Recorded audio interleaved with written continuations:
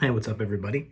So I'm a big fan of history. I think it's probably how, or where I grew up that, I had the good fortune of having a lot of really great history around me. And I often relate back history to modern events.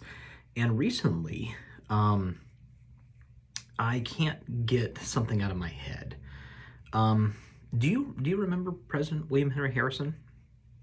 I learned about him in elementary school, and I bet you did too. When you learn about all the presidents, you kind of get quick notes about what he did. So he was ninth president of the United States. He was the oldest president elected until Joe Biden, and he served 31 days before dying of pneumonia. See, President-elect Harrison didn't want people to think that he was frail because he was old.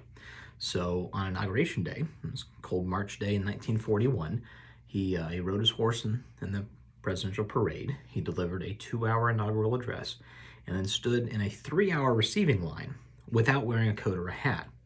So he thought his strength, manliness, faith, immune system, or just something would, protect him. I mean, this is the hero of Battle of Tippecanoe, and yeah, so he thought all that, and he didn't want people to see him as weak. I mean, at the end of the day, like as a kid, I just laughed about how dumb that was. I mean, just wear a coat. I mean, literally, that's all you have to do is just put a coat on, But I mean, here's this man who just didn't want to appear to like his friends or admirers or enemies as somebody that was weak. So he ignored common sense and got pneumonia and died. That sucks. So, but did you know like how accomplished he was? I mean, he was a really accomplished man. He was a major general in the U.S. Army. So, I mean, again, hero of Battle of Tippecanoe.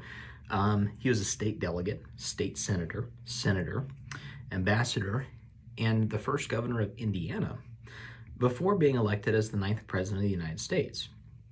See, I bet you didn't know all that. I bet rather than learning that he was one of the 46 most accomplished people in our country's history, like me, you just learned how much of an idiot he was for not wearing a coat, when just a little bit of common sense would have saved his life. So 180 years later, and his legacy is one of prideful ignorance rather than his, basically his decorated personal history at that point.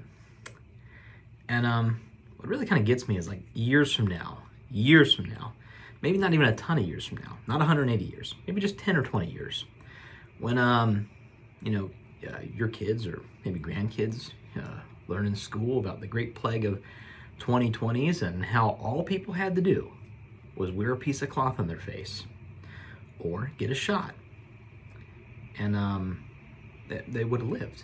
So what are they going to think about you? I mean, if all you had to do was have common sense and you arrogantly refused in order to, seem strong, to have a misguided place or, like faith in your immune system, or the fact that, so your faith will protect you, or maybe you just want to appear strong to people on the internet.